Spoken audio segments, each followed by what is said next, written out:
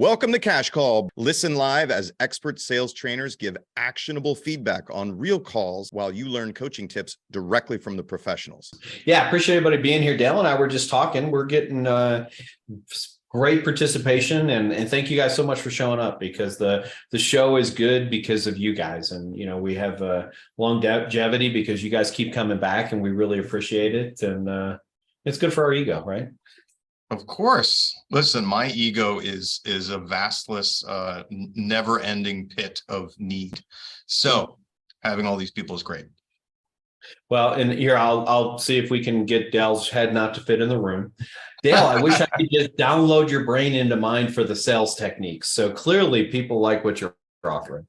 Thank you, Nicole Chambers. I appreciate that. And Brian's not too bad either. Yes. Thanks, Dale. Appreciate that. Yeah, I wish we could do that. But unfortunately, Brian, trying to translate decades of sales experience is the best we could do is a half hour a week. Otherwise, people's minds would explode, right, Brian? Right. It's funny. I heard my coach say the other day, he goes, man, I really wish that I could teach everything I know in a day. I'd work one day a year and it would be amazing. And I was like, all right, I appreciate that. Me too. Man, So. I hate to say this, but honestly, I was at the gym yesterday morning and I was just thinking about this. Literally, I think that you and I, that phrase, we've so-and-so has forgotten more than I know, you know what I mean? Yeah. And Yeah. I feel like in some aspects, there's so many things I've forgotten that I don't remember until I run across the situation or I hear it on a call, or, some poor salesperson who was poorly trained in the real world approaches me. And I was like, oh yeah, I remember that thing I need to remember to teach people. Yeah, no, it's amazing. And I think here's something, and I think our audience can identify with this. When we got into real estate, everything that anybody told me was like, wow, wow, wow, wow, wow. But a lot of that stuff was just fundamental stuff. And what happens, the tendency, and I think that, we all do this, is we all want the shiny object, the really cool turn of phrase, the objection handler, the whatever. But the truth of the matter is the majority of what we do comes down to the simple, right? It comes down to building rapport and creating connection and just having conversations with people. And we get into the minutia here because that's kind of our job on this podcast. But at the end of the day, a lot of that simple stuff that we forgot is the stuff that really makes people money in this business. Absolutely. I want to give an example of the minutia and how it actually matters. So today I was doing a role play around what I call a hard ask, right? So you want to set a listing appointment. The person you're talking to gives you a hard ask, for instance, right? And you know the type, right? Hey, all that sounds great, Brian, but I need to know what your commission is, right? That's a hard ask when you're talking to a seller and trying to get an appointment. And so I said, all right, well, I suggest I'm teaching them a basic framework. Start with a question, right? Something like, got it. So is commission the only important factor to you when choosing an agent to list your home with? So it's a question, right? And so we're role playing it. And the person I'm talking to, the trainee I'm talking to, did a question, but instead she asked, oh, is commission the most important factor to you? Slightly different question, right? And a less productive question, because if you ask somebody that who says, Brian, what's your commission? Oh, is commission the most important factor to you? The answer is just yes, right? There are no other possibilities there. Whereas if you ask, is commission the only factor that you're considering when you hire a salesperson? Even though you might get the same yes, it opens up possibility just with that little turn of phrase. And it's really amazing how important the questions you ask. You've heard me say this on here, the quality of your life is determined by the quality of the questions that you ask. And I really, really believe that. And in sales, it's more important because that one word, that one thing, because the second question, if you will, the one that was more generalized, is that the most important thing to you? Yeah, it's the most important thing to me. Right now it is. In this conversation, it sure is. And I'm stuck. And, I used to hear a lot of people, basically, I put myself in a box. Now, it doesn't mean I can't get out of that box, because I can. But the difference is, is that the only thing that matters to you? What you're doing? It's you're isolating the objection is really what you're doing in that situation. The other one doesn't isolate it. It leaves it wide open. And you know, some people, it really is the only thing that matters. Like I've talked to clients and show of you, look, all your realtors do the same exact thing. You do the same marketing. You do the only thing that's really different with you guys is the commission. Okay. If I've got somebody like that, then I can say, great. So what commission do you want to pay?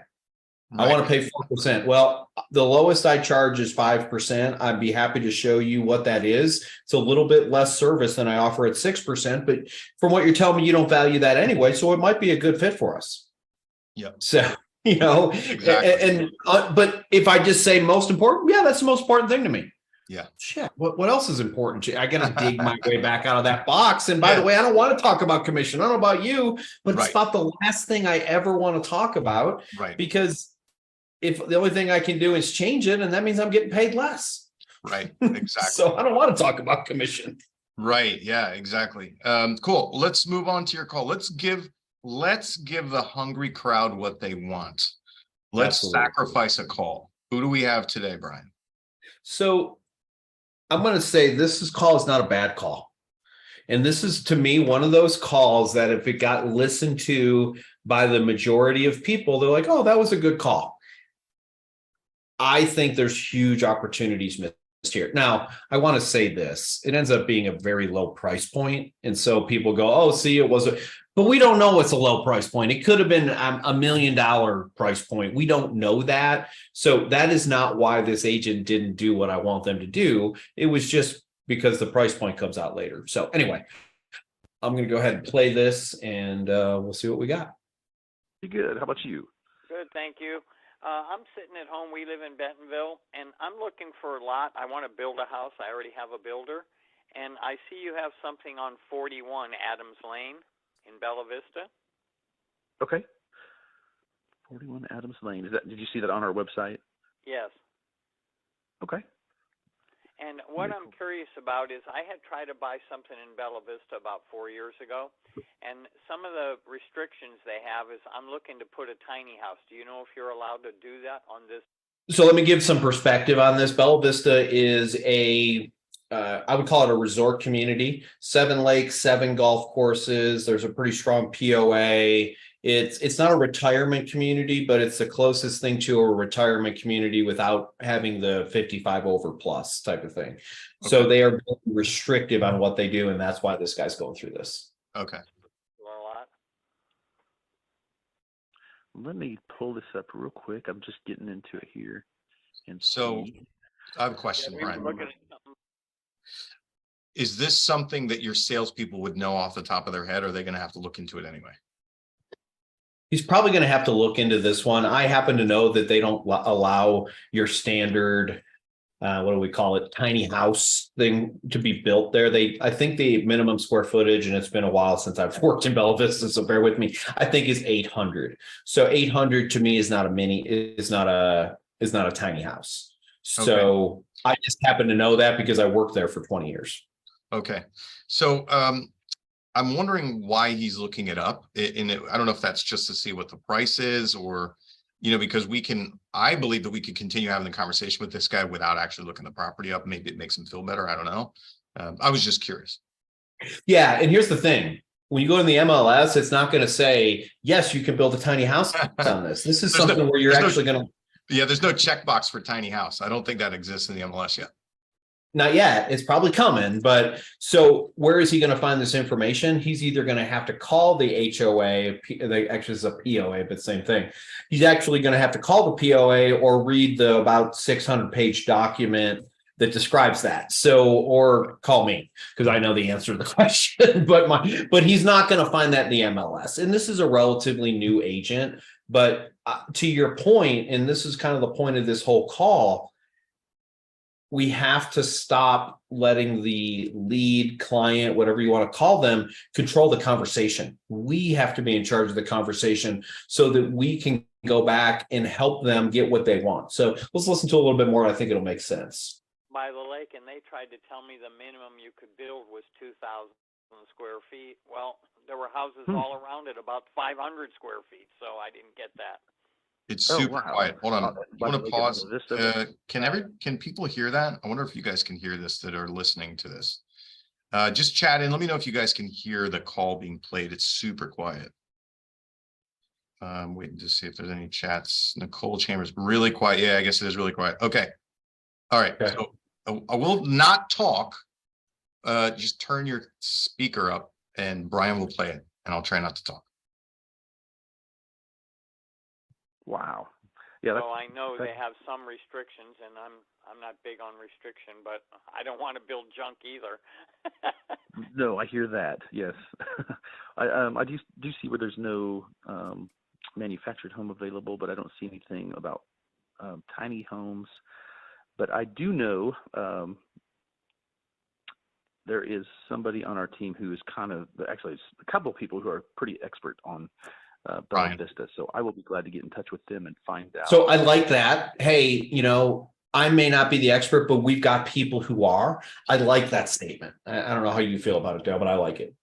Oh, I do. Yes. Probably what I would have done even before that, Brian, is I want to just get more info from the guy. One, is a tiny house your only option?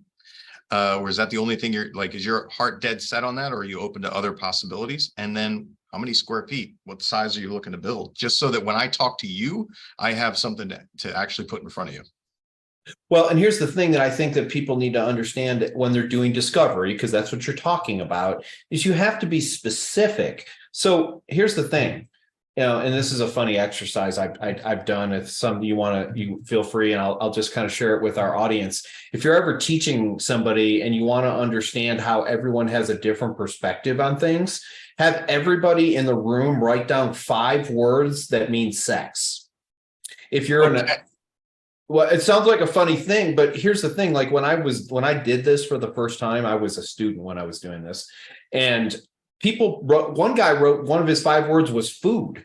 Now, I'm not here to talk about judgment or all of that, but that wasn't in my list of 5 words. So here's my point of this whole story. What the hell is a tiny house? Is it 300 square feet, 500 square feet, 1,500 square feet? Because talking to somebody who lives in a 300,000 or a 3,000 square foot house or a 30,000 square foot house, they might have a different perspective on what a tiny house is. My idea of a tiny house is 2,000 square feet. I'm a little bougie. You know what I mean? Like that's a small place. Right. So, this concept of tiny house, what does it mean? By the way, is it a house that has to be brought in prefabbed? Is it a house that's going to be stick built? There's a lot of factors that come into this. And this is where you differentiate yourself as an agent, because if I ask these questions, the guy goes, oh, this guy's on top of it. He knows the right question to ask. He's smart. He's going to solve my problems. Versus the agent goes, I'm going to look some stuff up and call you back. Right. So I'm going to play a little bit more. For sure for you. Okay, well, I can give you my number and call back. We're cash buyers. I just want to, my builder's getting an opening in 2 months, and I'm trying to get something and close, so I can move forward. You bet. Yeah, what is your phone number? You got 479-553-7861. 7861. Oh, do you want to pause this? We're pushing this into the world. Do you want to kind of skip past this phone number? Yeah, let me go back to it. Okay. I think I got flagged on YouTube for personally identifiable info in one of our cash call videos. So we just got to make sure we don't have full email addresses or phone numbers in there. Okay. Mike, my wife's Patricia. Our last name is. Okay. That would help too. We skip over that. 553-7861. Okay, so we're going to go through that. I'm going to let him say his wife's name. And my name is Mike. My wife's Patricia. Our last name is Payne. Okay, so we're just going to cut that. Mm-hmm. Yeah. Y-N-E. And I am a Payne. You know what? I think we all are at certain moments in life. So, yeah. The funny thing is he's not. You know how I know? Because he said he was, and he thinks it's funny, and he's not. I'll take 100 clients like this guy. He's asking questions, participating. He thinks he's difficult. Come and talk to some of my other clients. So, all right. We hope that the same grace is given to us, or that we give the same grace that is given to us, because that's definitely the case. That's right. Well, let me know, because I see you have a couple on here, but really, what I'm really trying to do is I'm trying to get my grandson to come here from California. He's a teacher, and they've offered good programs, and he's coming next month. Right. So this is a question. Now, granted, he's giving this information, but this is the question the agent should have gotten by asking, because most clients, most leads don't give you all the information, right? So this is a question. Hey, why specifically are you looking to build a tiny house? Why specifically build it? I mean, what are there other areas there's so many opportunities here to do that. So this is my point. It sounds like a good call, right? There's on its surface, we've got rapport. The guy's interested in working with. It sounds like a good call, but there was so many opportunities missed. I'm going to play the last 50 seconds and then we'll finish it up. So I thought it'd be cool to buy a lot, put up a tiny house, because it's just my grandson, his wife, and my great grandson. And just thought I'd put up a tiny house and give them a start. And if I can buy a lot for a reasonable price, I know I can do a tiny house for about 70. For 80 grand, I can get him set, and he doesn't have a mortgage. He's got a place to live, and they can have a life. It may be pie in the sky, but I'm going to try. Yes. You bet. No, that's a great idea, and I am glad to check on that. I'll get back to you as soon as possible here to let you know exactly what is allowed and not. So. Oh, that's great. And we're doing some gardening in the backyard. So if you call and the machine takes over, just leave a message and I'll call you right back. So here's my point, Dale. There's a possibility, it's very low, by the way, that this guy can do exactly what he wants. Mm-hmm. There's also a possibility that he cannot do anything close to what he wants. And that's what we don't know. Hey, by the way, Bob, what happens if this is not a feasibility? What's plan B? Right. I was going to say plan B, the exact same thing. And show the guy that you're here to solve his problem. He doesn't even know he has a problem yet. He does have a problem because what he wants to do will not happen. And by the way, it was an interesting thought. Husband, wife, kid, do they really want to live in a 300 square foot house? Has he asked his grandson if this is even something he wants to do? Because I don't know about you, but unless I'm broke and I got no place to live, I don't want me, my wife, and my kid living in 300 square feet. That sounds horrible. Yeah, it sounds horrible to you and to me, but this is another reason why you have to ask these things, right? Hey, is the tiny house your idea or is it your son's idea, right? Because, maybe the son thinks that's fantastic and wants to live in a tiny house, or thinks, that he's saving the environment, or I don't know what's going on. Or maybe the dad just came up with this concept and it makes no sense at all. Thank you. Yeah. Right. And I think that's the key. The key is, and so my takeaway for me, for you, for the audience is we just don't know. And we miss the opportunity to know. And again, on its surface, sounds like a good call. I'll look this stuff up. I'll call you back. And he's like, oh yeah, that sounds great. It sounds really good. Here's the thing. What if you don't pick up the phone? Right. There's no strategy here. It's simply, and it comes back to this, and I say this all the time, it comes back to this guy is playing customer service rep, not salesperson. Yeah, true. Yeah, I think that I don't think that it's nitpicking, and I don't think it's getting into the weeds. It's the things that if you don't do these in practice, even like you said, even though the call went well, this will cost you business, or this will make things more difficult if everything doesn't go the way that you want it to go. Yeah. So, because think about this, in my opinion, did good discovery get done? A 6 or a 7. I'd say that. But that wasn't because the agent did a good job. That was because the guy just spilled his guts. Right.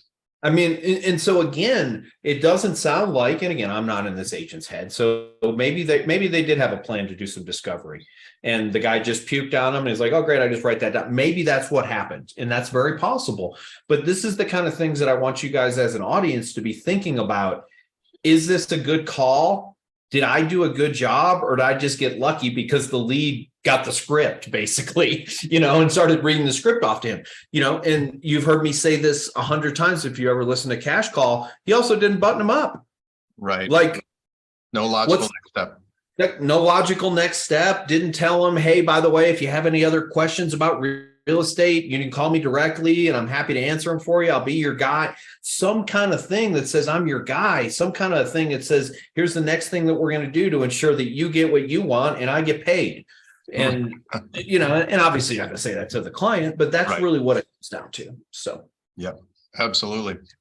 What else do you got for us, man? I got another call if we want to listen to it. Yeah, we're making it the show of Brian today. We're letting Brian play all of his calls that Dale has run over. I take up all the time and Brian hasn't gotten to play a call in the last couple of weeks.